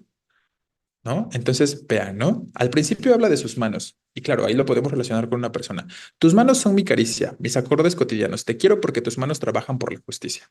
Si te quiero es porque sos mi amor, mi cómplice y todo, y en la calle codo a codo somos mucho más que dos, ¿vale? Entonces, ahí tenemos esos aspectos. Parece ser que estamos hablando de una persona en ese contexto. Tus ojos, hablamos de los ojos, son mi conjuro contra la mala jornada. Te quiero por tu mirada que mira y siembra futuro. Tu boca es tuya y mía, tu boca no se equivoca. Te quiero porque tu boca sabe gritar rebeldía. Entonces, ojo, ¿eh? Ahí ya se empieza a alejar un poco, y lo vamos a empezar a notar, de la idea de una persona de manera concreta, ¿no? La boca que grita rebeldía. ¿Qué tendría de satisfactorio o de reconocible en el contexto amoroso el aspecto de que la otra persona sea reconocida y querida porque es rebelde, ¿no? Porque tiene como esta voz que se hace escuchar? Entonces, ojo, ¿no? Se va alejando de la idea de la persona. Si te quiero es porque sos mi amor, mi cómplice y todo, y en la calle codo a codo somos mucho más que dos. Y por tu rostro sincero y tu paso vagabundo y tu llanto por el mundo, ¿no? Entonces, este aspecto, ¿no? Tu llanto por el mundo, porque sos pueblo, te quiero. Le está diciendo al objeto lírico, tú eres pueblo, ¿vale? Y por eso te quiero, porque eres pueblo y porque lloras por el mundo. ¿A qué se referiría con que eres pueblo? Pues porque representa al pueblo, ¿no? Porque se esfuerza o porque lucha por el pueblo, el objeto lírico. Y porque amor no es aureola ni cándida moraleja, y porque somos pareja que sabe que no está sola. Y sobre todo, ya este último verso, bueno, el penúltimo verso, es mucho más evidentemente, o es mucho más claro, que no estamos hablando de una persona cuando dice, te quiero en mi paraíso, es decir, en mi país, que en mi país, perdón, la gente viva feliz, aunque no tenga permiso. Entonces, ¿qué creen que sea eso que represente la mano, ¿no? O la mirada que trae esperanza al pueblo, a las personas, que, que genere un paraíso, que permita que la gente viva feliz? ¿Qué otros aspectos menciona por ahí? Que sea una enseñanza, que es una especie de moraleja, que siembra futuro, lo que decíamos de sembrar esperanza, que grita rebeldía, ¿no? Entonces, es una personificación. Estamos hablando de la personificación de un concepto. Y sí, tiene que ver con algunos elementos que ya están mencionando ustedes, ¿no? Tiene que ver con la libertad, tiene que ver con la justicia, tiene que ver con la ley, con todos estos aspectos, ¿no? ¿Se acuerdan eh, han visualizado o visto esta imagen de la justicia, que es una mujer? Específicamente la representación o la personificación de la justicia es una mujer, ¿no? Obviamente, pues es una estatua o es un símbolo finalmente. Y entonces, ese es como un aspecto que puede suceder en los textos poéticos también, ¿no? Es como si le estuviera hablando a esa personificación de la justicia, y todo lo que va señalando tiene que ver con estos aspectos de manera concreta, ¿no? Con la justicia de manera específica. Y entonces, el texto poético, ¿en qué se centra? En ese sentimiento de lucha contra las injusticias. Y si entendemos este aspecto con respecto a la pregunta número 3, el sentimiento de lucha contra las injusticias, también podemos asegurar que la respuesta para la pregunta número 1 no es la cuestión de que es la única persona que lo ha hecho sentir enamorado, porque realmente no estamos hablando de una persona. El objeto lírico es una personificación de un concepto o es una personificación de una idea. Y efectivamente, A será la respuesta para esta primera persona, para esta primera pregunta, ¿no? Su mirada brinda una sensación de esperanza. ¿Por qué? Pues porque es la representación de la justicia finalmente, ¿no? Y la justicia representa esta posibilidad de felicidad en el pueblo, esta posibilidad de lucha, esta posibilidad de rebelarse ante las injusticias, ¿no? La voz o la boca que grita rebeldía que se nos menciona, habla efectivamente del futuro, ¿no? Correcto. Entonces, nada más la intención aquí entonces con este texto poético. Efectivamente, eso es lo que explica que la quiera para su pueblo, ¿no? Y este penúltimo estrofa es como la que nos evidencia todo, ¿no? Te quiero en mi paraíso, es decir, que en mi país la gente viva feliz, aunque no tenga permiso, ¿no? Que bueno, habrá que conocer el contexto de Mario Benedetti. Eh, ya si ustedes se dan el tiempo, pueden investigar un poquito al respecto. Pero bueno, ya conociendo su nacionalidad y entendiendo su contexto, el contexto en el que vivió, en el que creció y tal, puede ser un poquito más evidente, ¿no? Y puede ser más claro a qué se refiere específicamente en esta estrofa que acabamos de leer otra vez. Entonces, ojo, ¿no? Ahí vemos este aspecto, les reitero, de que no siempre el objeto lírico va a ser una persona, puede ser un concepto, puede ser una ideología personificado, como en este caso, ¿no? Le estamos atribuyendo características humanizantes porque hablamos de esta situación en la que puede actuar, puede ver, puede gritar, ¿no? Em, pero bueno, al final es mucho más evidente que se trata como de una cuestión ideológica y conceptualizante, ¿no? Bien, entonces quedamos que la uno tendrá que ser el inciso A y la 3 tendrá que ser también el inciso A, el sentimiento de lucha contra las injusticias. Y esta número 4 les ilustra cómo nos vamos a encontrar las preguntas referentes a las figuras retóricas. ¿Se acuerdan que ayer me estaban preguntando que si de forma directa en el examen nos van a preguntar cuál es una metonimia o cuál es una metáfora o qué figura retórica representa la siguiente, los versos tales, ¿no? Eso no se lo van a encontrar, hasta ahorita al menos no ha sucedido, pero se lo van a encontrar de esta forma, de manera indirecta, ¿no? Y entonces nos dice, la función de los versos señalados con el número 2, ¿cuál es? Vamos a esos versos. Te quiero porque tu boca sabe gritar rebeldía, ¿vale? Entonces, ¿qué nos dice el inciso A? Utilizar la boca como símbolo de la lucha por la libertad. B dice, atribuir una acción propia de los seres humanos a la boca. O C dice, relacionar una imagen con un sentido distinto con el que podría percibirse. Si se dan cuenta, ¿qué están haciendo estas distintas opciones de respuesta? Están conceptualizando figuras retóricas, ¿no? ¿Qué figura retórica sería utilizar la boca como símbolo de la lucha por la libertad? O sea, utilizar efectivamente, ¿no? Sería una metáfora, justo. Bien. Entonces, ahí estamos traduciendo, ¿no? Entonces, aquí me está hablando específicamente de una metáfora. ¿Qué figura sería atribuir una acción propia de los seres humanos a la boca? Personificación, efectivamente. Aquí estamos hablando de una personificación. O prosopopeya, claro, cualquiera de las dos. Y luego se dice, relacionar una imagen con un sentido distinto con el que podría percibirse. ¿Cuál es esa función? La sinestesia, ¿no? Correcto, Moreno, efectivamente. Entonces, cuando nos preguntan por estos aspectos de la función, y eso es lo que les van a preguntar, eso es el formato de pregunta, sinestesia. Ok, sin acento. Que ustedes se pueden encontrar cuando se trata de figuras retóricas o de figuras literarias en su examen, ¿vale?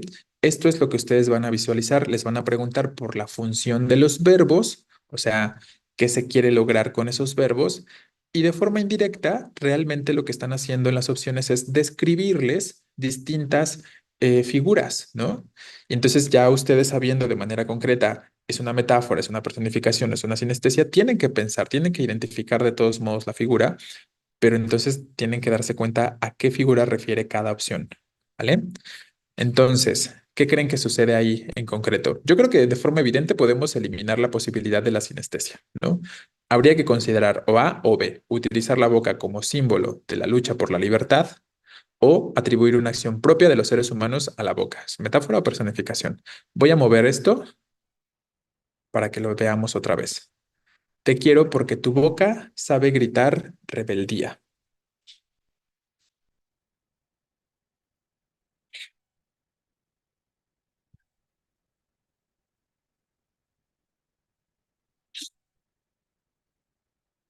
Entonces, ¿qué pensamos? ¿Qué pensamos? A ver,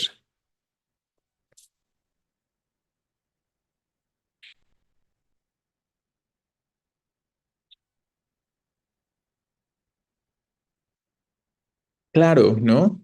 La boca no grita, dicen por ahí. Es decir, como elemento individual, la boca no grita, ¿vale?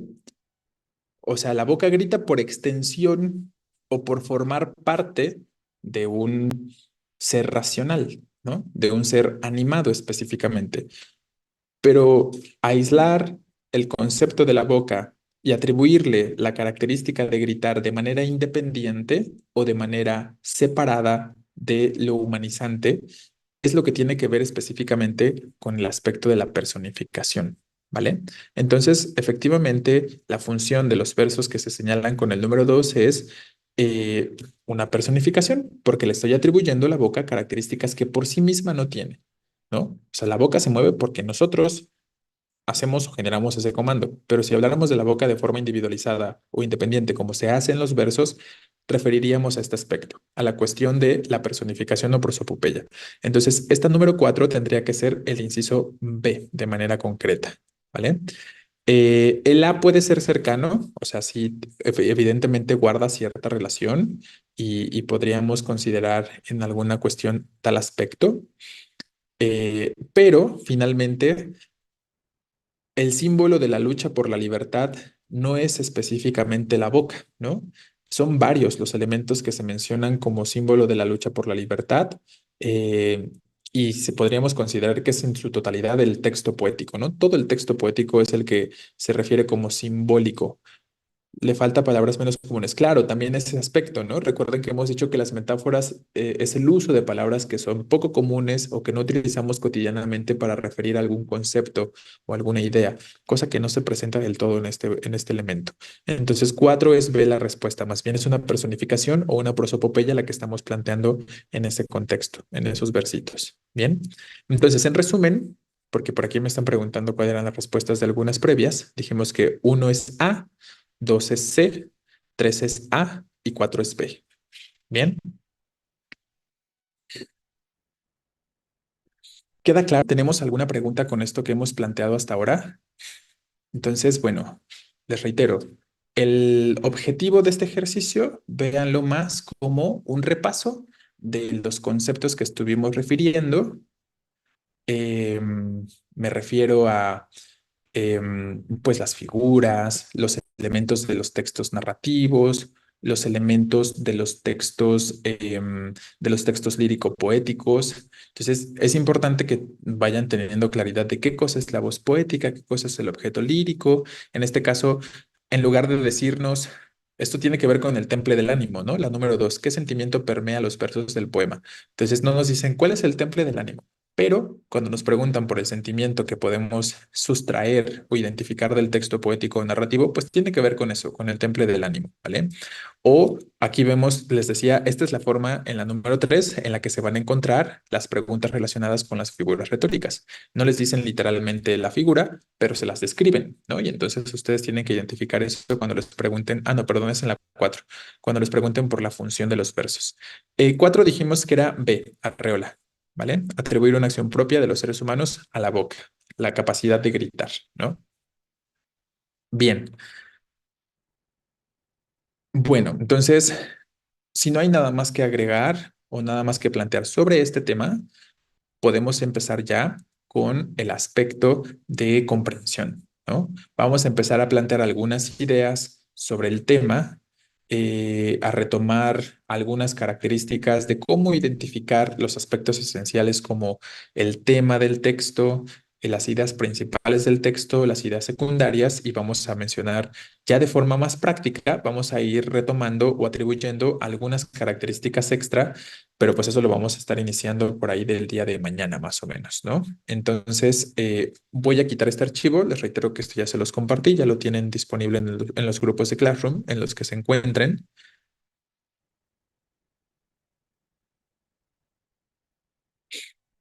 y les voy a compartir ahora las diapositivas sobre comprensión. No es mucho la información teórica de este tema.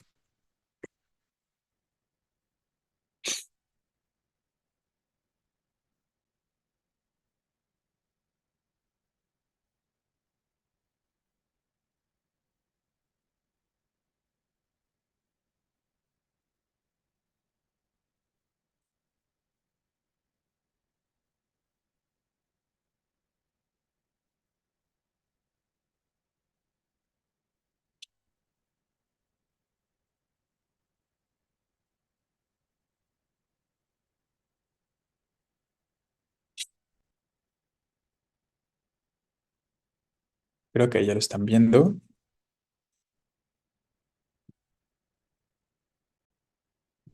Y bueno, ahí lo tenemos. Luego un poquito más grande. Como les decía, ¿no? Entonces, en este aspecto de la comprensión, específicamente vamos a abordar estas características, ¿no? El tema, las ideas principales y las ideas secundarias.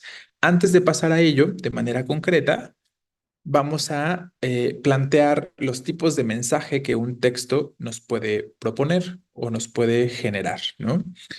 Recuerden que el mensaje básicamente es la unidad temática. También tiene que ver con el aspecto de la unidad temática y para que podamos entonces identificar qué tipo de mensaje se está presentando en el texto y que justo también contribuye a la facilidad en la comprensión de la información que un textito nos puede plantear, hay que reconocer que hay dos formas de generar o de plantear la información, ya sea un texto que es expositivo o argumentativo o narrativo, sin importar su discurso predominante. Podemos pensar en dos tipos básicos de mensaje, el mensaje implícito y el mensaje explícito, y que justo guarda esta relación con lo que estábamos comentando ahorita sobre los aspectos de eh, las inferencias o en la lectura literal y la lectura analítica, ¿no? Entonces, cuando se trata de un mensaje explícito, mayormente hacemos una lectura literal. ¿Qué quiere decir que el mensaje es explícito? Pues que el mensaje es evidente, que no necesitamos o no requerimos de ningún tipo de interpretación con respecto al texto. Es decir, lo que leemos, tal cual se dice en el texto, es lo que debemos entender y no hay ninguna lectura entre líneas, digamos, ¿no? No hay que hacer ninguna interpretación, no hay cuestiones abstractas, no hay cuestiones que tengan una doble finalidad o un doble sentido. En este sentido, con el mensaje explícito, pues la información tiene que ser evidente, tiene que ser clara, tiene que ser directa y sobre todo fácil de comprender. Si lo piensan, hay ciertos tipos de textos que se caracterizan por presentar mayormente este tipo de textos, ¿no? O este tipo de mensajes más bien, como en los textos periodísticos, como en los textos académicos. Refiero específicamente a la noticia, refiero mayormente al aspecto de pronto, el ensayo que pretende ser un poco más explícito, pero claro, también guarda algunos aspectos que pudieran ser un tanto implícitos, ¿no? Pero efectivamente, no hay que hacer inferencias. Los textos que son perfectamente expositivos no implican ningún tipo de suposición o ningún tipo de conclusión o de inferencia, ¿no? Simplemente reportan información, nos dan a conocer las cosas tal cual son, ¿no? Y tenemos para este caso simplemente las relatorías también, efectivamente, ¿no? Efectivamente. De elementos que nos pueden presentar un mensaje explícito. Tu tía te llama para felicitarte por tu cumpleaños, ¿no? Entonces, ese mensaje que se está refiriendo, que se está recibiendo más bien, es tal cual la intención del hablante, ¿no? Entonces, si no existe ninguna intención detrás de la llamada de la tía para felicitarnos por el cumpleaños, simplemente es un mensaje explícito, ¿no? No hay nada oculto y no hay ninguna intención detrás. Hablamos de eso, de un texto explícito, de un mensaje explícito. Justo la forma de los verbos sirven, ¿no? La forma de los verbos son evidentes para indicar tal aspecto. Es decir, te llama en este momento como el modo indicativo. Me imagino que ya para este punto saben reconocer o se acuerdan más o menos de los modos verbales y el modo indicativo tiene que ver con esto, con la información directa, con la información clara y con la información que es meramente explicativa. El subjuntivo tiene que ver más con lo implícito, ¿vale? Entonces pueden hacer esa relación morales. El indicativo tiene que ver más con los mensajes explícitos, porque cuando hablamos o intentamos hablar con claridad, con aspectos comprobables y tal, recurrimos a este modo, a esta forma de los verbos. Lo más directo tiene que ver entonces con el modo indicativo. En cambio, el modo subjuntivo, ahorita lo vamos a mencionar, tiene que ver con posibilidades, con deseos, con consideraciones, ¿no? Con anhelos y tal. Entonces, todos estos aspectos guardan cosas detrás, ¿no? Con querellas, claro. Entonces guardan intenciones, guardan esta idea de querer lograr algo. Y entonces ahí ya empezamos a abordar o a inclinarnos hacia el aspecto de lo implícito, ¿vale? Si alguien nos dice el ascensor está dañado, pues simplemente nos está informando con respecto a algo. Y seguimos hablando de un mensaje perfectamente explícito.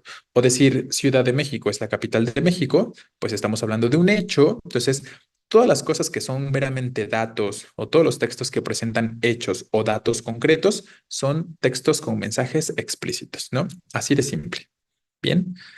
Y luego tenemos lo contrario, los mensajes implícitos, que son textos que presentan información entre líneas, información oculta, por decirlo de alguna forma, ¿no? Ahí no se expresan las ideas o las intenciones de forma clara y más bien lo que tenemos que hacer para esos contextos es una interpretación. Hay que interpretar algo del texto para poder comprenderlo. Es muy común en textos narrativos, es muy común en textos lírico-poéticos, es muy común en textos argumentativos como el artículo de opinión. En alguna medida, como les decía hace un rato, el ensayo guarda pues un poco de los dos aspectos, tanto lo implícito como lo explícito, pero bueno, también está incluido en este contexto. Entonces piensen en eso. ¿Y por qué es importante recordar estos elementos? Porque cuando ustedes se encuentren en sus exámenes de admisión con un artículo de opinión sobre el que van a tener que responder preguntas, entonces ya deben tener la consideración de que seguramente las preguntas que se les planteen para ese textito, que es un artículo de opinión, o para ese texto, que es un texto poético, o que es un cuento, una narración, probablemente van a tener que hacer alguna interpretación para llegar a alguna respuesta, ¿no? Van a tener que leer entre líneas, van a tener que hacer suposiciones, van a tener que llegar a conclusiones a partir de las ideas y de la información que el texto les esté planteando. Y pensando u organizando sus pensamientos de esa forma, pues ya están como programados, digamos, ¿no? Y entonces ya saben más o menos qué esperar o más o menos cómo leer el texto dependiendo de su tipo, ¿vale? Sí, efectivamente, Morales, ¿no? Esto es un ejemplo de mensaje implícito. Ahorita lo agrego y lo comentamos también, ¿vale? Pero entonces, esa es la relevancia o a eso queremos llegar con esta información o con la exposición de estas ideas, ¿no? De lo implícito y de lo explícito. Que sepan más o menos cómo leer distintos tipos de textos de acuerdo a cómo se presenta la información, ¿vale? ¿Qué más vamos a decir sobre el mensaje implícito?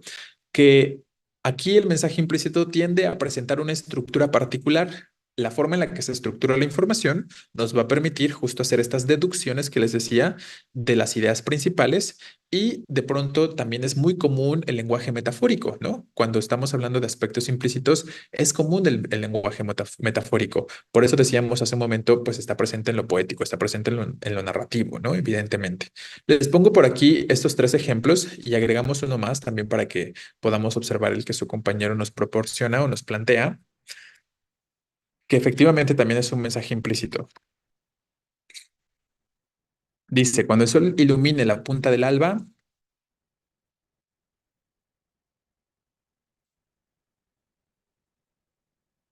tres reyes entrarán. Ah, revelarán. Ok,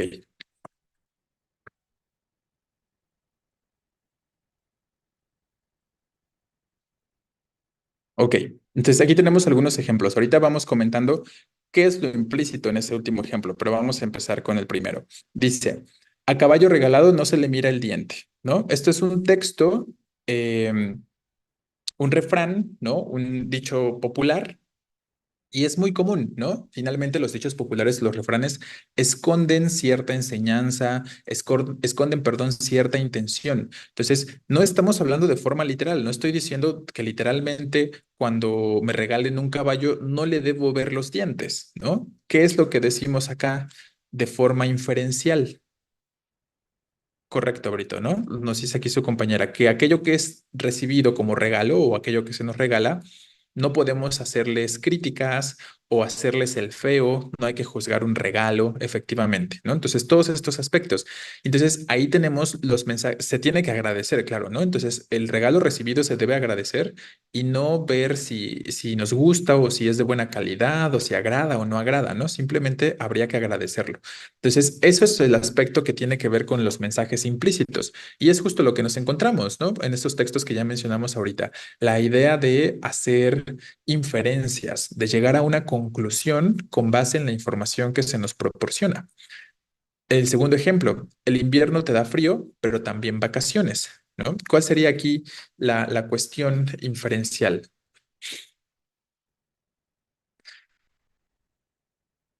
Eso efectivamente, Chavarrita, con respecto a lo de los regalos, así es, ¿no? En este segundo, ¿qué podríamos pensar? Ah, que no te quejes, claro, ¿no? Efectivamente, es como decir, em, en los malos momentos también podemos encontrar aspectos positivos, ¿no? Es básicamente lo que nos está diciendo. Entonces, sí, a lo mejor estás en un mal momento, a lo mejor estás viviendo un infierno y tienes un infierno, no, un invierno y tienes frío, ¿no? Pero dentro de todo esto, al menos durante el invierno, no estás trabajando, tienes la posibilidad de descansar. Entonces, efectivamente, ¿no? Dentro de lo malo hay que encontrar los aspectos positivos. Dentro de lo malo hay que encontrar lo bueno. Es como estar enfermo, claro, ¿no? Estando enfermos, pues a lo mejor no podemos hacer muchas cosas, pero podemos al menos descansar, al menos en casa los consienten, los atienden, les ayudan y tal, ¿no? Seguramente, no sé si pase en absolutamente todos los hogares o en todos los contextos, pero es lo común, ¿no? Cuando estamos como en situaciones un tanto complicadas o negativas, pues al menos están las personas cercanas apoyando moralmente o en cualquier sentido, ¿no? Entonces, ese sería el aspecto que podemos identificar aquí, ¿no? Que dentro de todo lo negativo, dentro de todo lo malo, podemos encontrar cosas positivas, ¿no? Y otra vez, estamos hablando de una inferencia, no se nos dice de forma, con la intención de que lo percibamos de forma literal. El último ejemplo, bueno, el tercer ejemplo, haz lo que tú ya sabes, ¿no? Obviamente hay que conocer el contexto, pues aquí dice literalmente hacer lo que ya sabes sin necesidad de que te digan en qué pues ya sabes qué hacer. Ajá, efectivamente, ¿no? Es decir, no se necesita la cuestión de ser explícito en el contexto en el que se encuentren y a quien se lo digan, esa persona sabrá de qué forma actuar, ¿no? O qué se espera de él de manera concreta o de manera específica. Entonces, no se dice literalmente qué se tiene que hacer, sino de manera entre líneas, pues, la persona que recibe el mensaje sabrá, ¿no? Sabrá específicamente cómo actuar o de qué forma comportarse. Se sobreentiende, efectivamente, ¿no? Es algo elíptico, efectivamente. Estamos omitiendo alguna idea que complete todo, algún fragmento que complete la idea más bien, pero quien recibe el mensaje lo sobreentiende, ¿no? Y sabrá cómo actuar. Y entonces, finalmente, el último ejemplo que agregamos con ayuda de su compañero, cuando el sol ilumine la punta del alba, tres reyes revelarán la entrada. Ajá, ¿no? Por aquí dice uno de sus compañeros que el tercer ejemplo es como el eslogan político de estamos mejor con ya sabes quién. O yo pienso también, lo relaciono con el de, ¿cómo se llama? El, el que no debe ser nombrado, ¿no? O sea que en el contexto ya se sabe quién es el que no debe ser nombrado sin necesidad de hacer ningún otro referente o hacer ninguna otra referencia a la persona o a lo que sea a lo que se pueda referir, ¿no? Entonces, efectivamente, justo Sánchez, efectivamente, estoy hablando de Voldemort. Entonces, Magali Chávez. Bien, pero todavía no me comentan sobre el cuarto, ¿eh? ¿Cuál es la intención acá sobre este cuarto elemento? No te rindas, dicen por ahí. Cuando el sol ilumine la punta del alba, tres reyes revelarán la entrada. Claro, ¿no? Puede referirse a este aspecto como después de todo probablemente lo negativo o en algún punto, en algún momento, vas a recibir esa revelación, ¿no? Vas a estar como en un momento positivo, en un momento agradable, ¿no? Entonces, es una interpretación que podríamos plantear. Ojo, ¿no? Y es justo esto lo que también sucede con los textos, o más bien con los mensajes implícitos. Resulta que los mensajes implícitos lo que tienen de complicado es que en ocasiones pueden ser interpretados de forma distinta dependiendo de quién sea la persona que se acerque y cuáles sean sus experiencias previas o cuál sea la información previa que tenga con respecto a algunas temáticas y que le permitan hacer esas inferencias o esas suposiciones, ¿no? Entonces, eso es como lo que a veces se les complica a ustedes cuando se trata de los textos narrativos o de los textos poéticos, que pues llegan a pensar que cualquier interpretación o que cualquier consideración puede ser válida y realmente, aunque sí existe esta intención de la libertad de interpretación de algún texto, como ya se los he comentado, existen limitaciones que el propio autor define, ¿no? Y esas limitaciones que el propio autor define en cuanto a la interpretación de su texto, pues tienen que ver con ciertos recursos utilizados en el texto poético o en el texto narrativo, ¿vale? Entonces, bueno, son cuestiones que finalmente se van trabajando, se tienen que ir desarrollando y que vamos a intentar aquí revisar durante las clases de seminarios de todos modos en el tiempo que tenemos todavía disponible. Em, Vamos a estar dejando por aquí la información el día de hoy porque lo que continúa, si lo empezamos ahorita, probablemente ya no nos dé tiempo de terminarlo, que ya tiene que ver con el planteamiento como tal de la información del tema, cómo identificamos el tema de un textito. Aquí les propongo varios elementos y también vamos a ver hay algunas cuestiones un poquito prácticas para mañana con respecto a ello, ¿vale? Entonces, bueno, chicos, me faltaría compartirles esta información. Yo creo que mañana cuando terminemos la información teórica de este tema se los estaré compartiendo. Mañana mismo también seguramente nos dará tiempo de empezar a revisar algunos ejercicios generales sobre comprensión van a ser similares a lo que estuvimos haciendo ahorita, textos mayormente narrativos.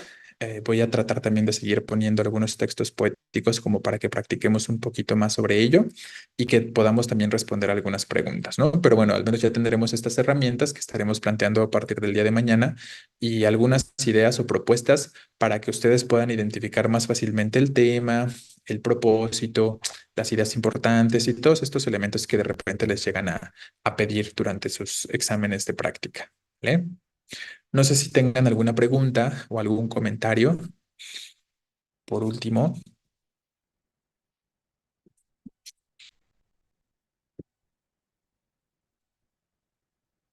ok. Pues listo, chicos. Yo creo que vamos